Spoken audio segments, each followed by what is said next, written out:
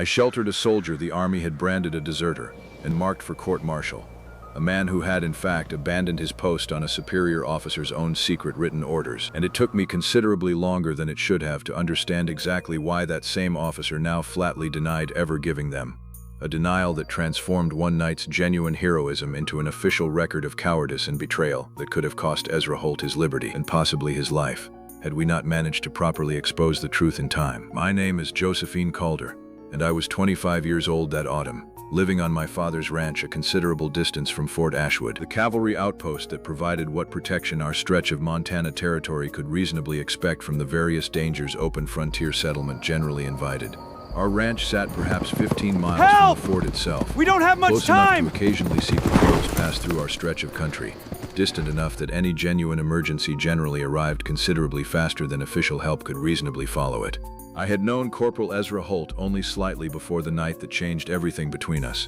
A soldier occasionally seen on patrol through our stretch of country, polite and quiet in the particular reserved way military men often were around civilian families. Nothing more than a familiar face until the night he rode into our yard at a dead gallop, warning us of a raid he claimed was coming within hours, urging my father to gather our stock and neighbors into the defensible position of our largest barn before it was too late to properly manage. I remember, quite specifically, the particular controlled urgency in his voice that night. A man delivering genuinely alarming news with just enough composure to be believed rather than dismissed as panic, a distinction that made all the practical difference in how quickly my father and our neighbors actually mobilized. If Ezra's warning had proven false, or if his particular manner of delivering it, riding alone and considerably off his assigned patrol route, had been properly investigated at the time rather than simply accepted gratefully by settlers whose lives it likely saved, this entire story would have unfolded very differently. Instead, the raid came precisely as Ezra had warned, and our stretch of settlements survived it with minimal loss, largely because of the considerable advance warning his unauthorized ride had provided, a fact that made his subsequent branding as a deserter, 3 weeks later, considerably harder for those of us who'd benefited from his warning to properly reconcile with the Army's official account. I learned the full complexity of Ezra's situation only when he appeared at our ranch gate again, weeks after that first dramatic night, considerably more haggard and desperate than the confident soldier who'd warned us of the raid, explaining, in halting fragments delivered while glancing repeatedly toward the road behind him, that the Army now considered him a deserter for that same warning ride, and that he had nowhere else to turn that wouldn't immediately result in his arrest and eventual court-martial. He had, I would learn, spent the intervening weeks moving carefully between distant relatives and old Army acquaintances willing to briefly shelter him, each stay growing shorter and more precarious as word of his wanted status apparently spread through the territory's considerable network of military gossip, until he had finally arrived at what he described, with evident shame at the admission, as his last remaining option beyond simply surrendering and accepting whatever consequence a court-martial would impose. Major Weatherby gave me those orders himself, Ezra told me, standing at our gate with the particular exhausted desperation of a man who had run out of better options than throwing himself on a stranger's mercy.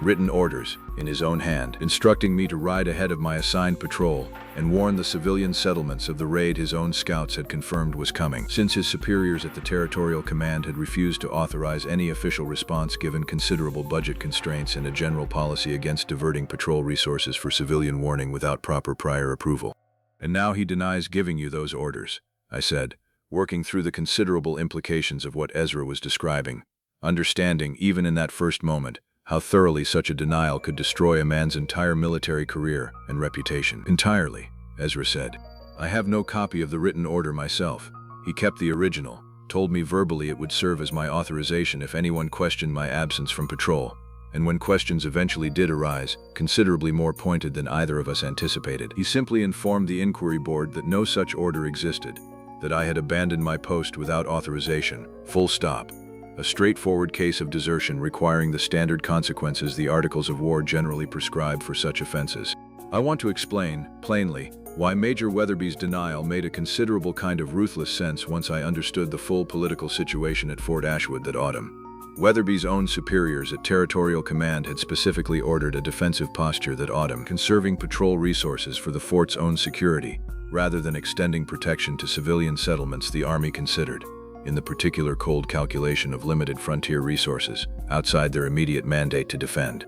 This policy, I would learn, had been driven largely by budget concerns from Washington, rather than any genuine assessment of frontier conditions, a decision made by men considerably distant from the actual dangers settlers like my own family face daily. Weatherby's decision to secretly order Ezra's warning ride had been, whatever its genuine humanitarian motivation, a direct violation of those standing orders, and admitting to that violation once the raid's aftermath brought considerable attention from territorial command would have cost Weatherby his own commission and reputation. Consequences he apparently found preferable to shift entirely onto one expendable corporal rather than accept himself. I came to understand, over the following weeks, that Weatherby had built a considerable career on exactly this kind of careful self-preservation. A man who had survived 20 years of frontier military politics by ensuring that whenever difficult decisions produced difficult consequences, someone else's career absorbed the cost rather than his own.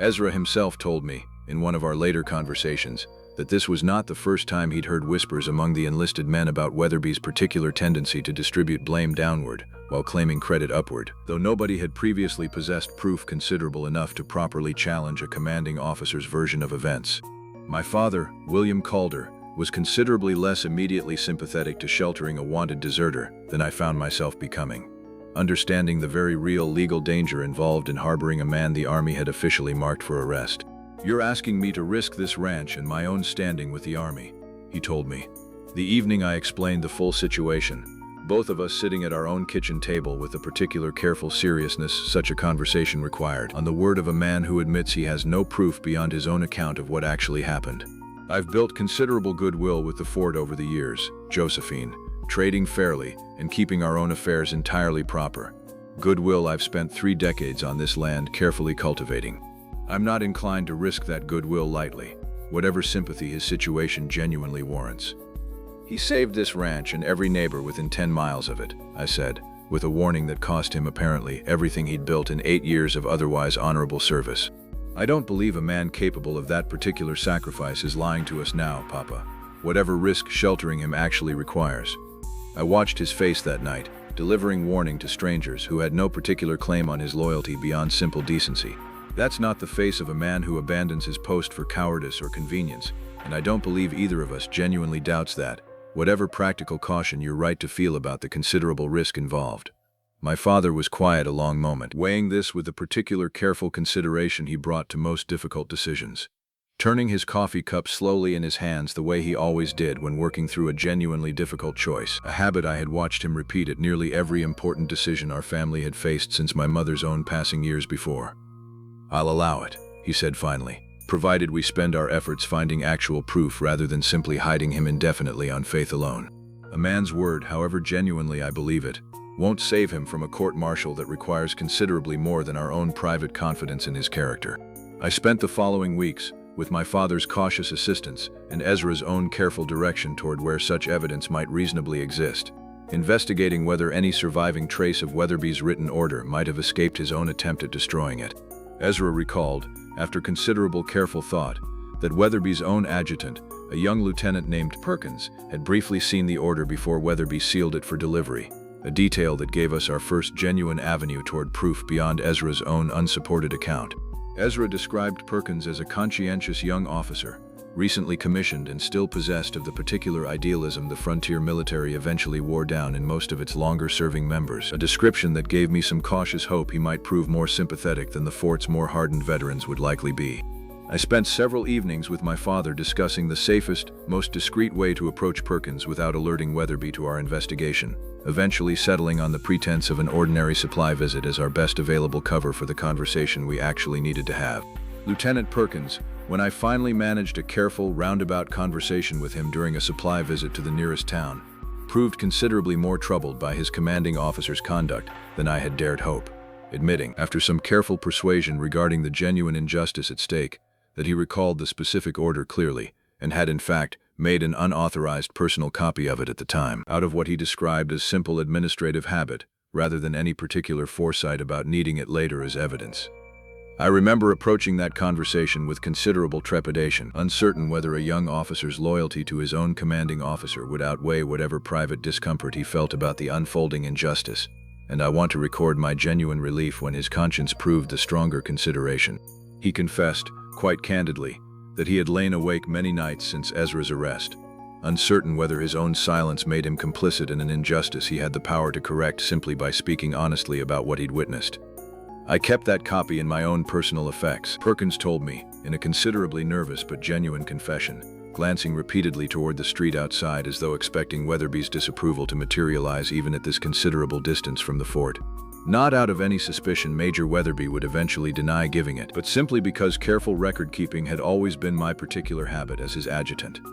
I did not properly understand, until Corporal Holt's court-martial proceedings began, exactly how significant that habitual copying would eventually become, and I have spent every day since genuinely uncertain whether coming forward would cost me my own commission alongside whatever consequence Major Weatherby eventually faces. The confrontation with Major Weatherby came at Fort Ashwood itself, a considerable risk given Ezra's own wanted status, but one we determined necessary once Perkins's copy of the original order was properly in hand, presented directly to the fort's own Inspector General, rather than to Weatherby personally, since we understood well enough that Weatherby would simply destroy any evidence presented to him directly, rather than risk it reaching proper military justice channels. Ezra had argued, in the careful planning that preceded this considerable risk, that presenting the evidence in front of Colonel Ashworth directly, rather than allowing any private conversation with Weatherby first, was the only approach likely to prevent the Major from simply intimidating or dismissing us before proper authority could properly intervene. We had timed our arrival deliberately for a day we knew Colonel Ashworth would be conducting his regular territorial inspection, understanding that his presence at the fort represented our only genuine window of opportunity to present evidence to someone with sufficient authority to actually act on it. This is a serious accusation to level against a superior officer, the Inspector General, a Colonel Ashworth visiting from Territorial Command, said upon reviewing Perkins's copy alongside Ezra's own detailed account of the night in question. I'll need Major Weatherby's own response to this document before proceeding further. He studied the document a long moment, comparing its handwriting against other correspondence he apparently had on hand from Weatherby's own office. The particular careful thoroughness of a man who understood exactly how much weight this particular judgment carried for everyone involved. Weatherby's response, when confronted directly with Perkins's copy in Colonel Ashworth's presence, proved considerably less composed than his earlier confident denial before the original inquiry board. "That document is a forgery," he said, though I want to record that his voice carried considerably less conviction than the words themselves suggested. The particular hollow insistence of a man watching his own careful cover-up collapse in real time, his eyes flicking briefly toward Perkins with an expression that made the young lieutenant visibly flinch. "Lieutenant Perkins made that copy at the time the original order was issued," I said, "months before Corporal Holt's arrest, months before any question of desertion arose at all. I'd invite you to explain, Major, how a document created before the controversy existed could possibly constitute a forgery invented to address it. I've brought this evidence to Colonel Ashworth directly, along with Lieutenant Perkins's own willingness to testify formally to its authenticity, precisely because I understood you would attempt exactly this denial regardless of what proof we managed to gather." Colonel Ashworth studied both Weatherby and myself for a long moment, the particular careful weighing of a man accustomed to sorting genuine evidence from wounded pride and institutional loyalty. "Lieutenant Perkins," he said, turning to the young officer who had accompanied us at no small personal risk, "do you formally attest to the authenticity of this document and the circumstances of its creation?" "I do, sir," Perkins said, his voice steadier than I had heard it in our earlier private conversation. The particular resolve of a man who had decided, once finally forced to choose plainly, that his conscience mattered more than his career's comfortable continuation. Something in Weatherby's careful composure finally broke entirely under the combined weight of Perkins's testimony and the document's own clearly established timeline. And though he did not confess outright in that first formal confrontation, the case Colonel Ashworth eventually assembled from our combined evidence proved sufficient for a full court-martial reversal of Ezra's desertion charge, along with a formal inquiry into Weatherby's own conduct that concluded, within another 2 months, with his own resignation under considerable pressure, rather than face the court-martial proceedings his conduct genuinely warranted. Colonel Ashworth's own written report on the matter noted, with a particular bluntness I found genuinely satisfying to learn of secondhand, that Weatherby's willingness to sacrifice an honorable soldier's career and potential liberty to protect his own standing represented a considerably graver breach of an officer's duty than the technical violation of standing orders his original warning ride had actually constituted. Word of the proceedings eventually spread through the fort's own enlisted ranks, I would learn, considerably improving morale among men who had long privately suspected Weatherby's particular tendency towards self-serving conduct, but had lacked, until Ezra's case, any concrete proof to properly challenge it. Ezra Holt was formally exonerated the same week Weatherby's resignation was announced, his military record restored with the particular thorough correction the Army reserved for cases where its own initial judgment had proven so completely mistaken. And I want to record that the particular strangeness of watching a man's entire fate reverse itself so completely, from condemned deserter to properly recognized hero of that night's warning ride, took considerably longer to properly settle into ordinary reality than the formal proceedings themselves required.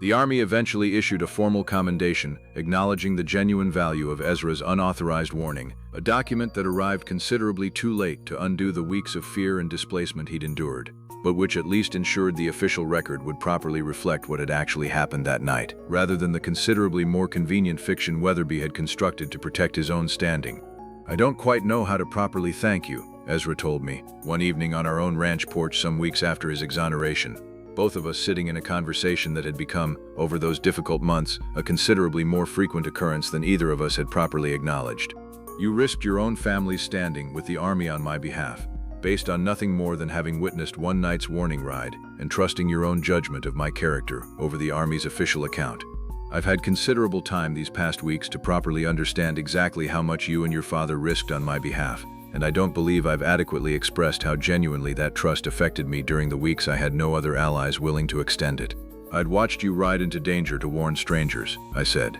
"at considerable cost to yourself that you couldn't have properly anticipated at the time. I don't believe that particular sacrifice required much additional evidence to earn my trust, Ezra, whatever proof we eventually needed to satisfy a formal court-martial. I've had occasion to consider, these past months, how many men in your position might have simply disappeared into some distant territory, rather than risk the considerable danger of staying anywhere near Fort Ashwood while wanted. You stayed close enough to eventually clear your name, which told me considerably more about your actual character than any single warning ride could have managed alone." Ezra was quiet a long moment, considering this with the same careful thoroughness he'd brought to every aspect of his military service. "I've thought considerably, these past months, about what I actually want now that my name's properly cleared," he said finally. "I find I don't particularly want to return to regular cavalry service, given everything Weatherby's conduct revealed about how thoroughly a soldier's fate can rest on one officer's willingness to protect his own career over actual justice. I find, instead, that I want to stay in this particular stretch of Montana territory, considerably closer to a rancher's daughter who believed in me before she had proper evidence to justify that belief." We were married the following spring, in a small ceremony at my father's own ranch house, and Ezra took up ranch work alongside my father in the years that followed, eventually earning the particular respect William Calder reserved for men who proved their character through sustained daily competence, rather than any single dramatic gesture, however genuinely heroic that original warning ride had actually been.